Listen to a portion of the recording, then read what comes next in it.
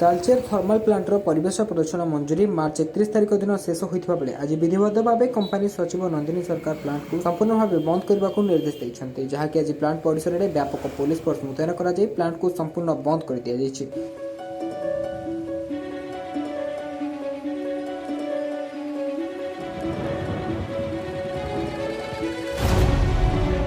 460 megawatt विशिष्ट thermal TTPS रो 6टी जाक unit को संपूर्ण बंद कर दिया जायछि। तेबे यह बंद होगा पर्यंत 100% लाभ चलुला। वर्तमान 1400 रु ऊर्ध्व ठिका कर्मचारी निजर रोजगार हराइले। स्थानीय अंचल शिक्षा पानी जल स्वास्थ्य क्षेत्र में समस्या देखादेव। प्लांट बंद नहीं विभिन्न राजनैतिक दल मध्य आरोप प्रत्यारोप लगी रही। तालचेर विजय कुमार देवता रिपोर्ट, नजर टीवी।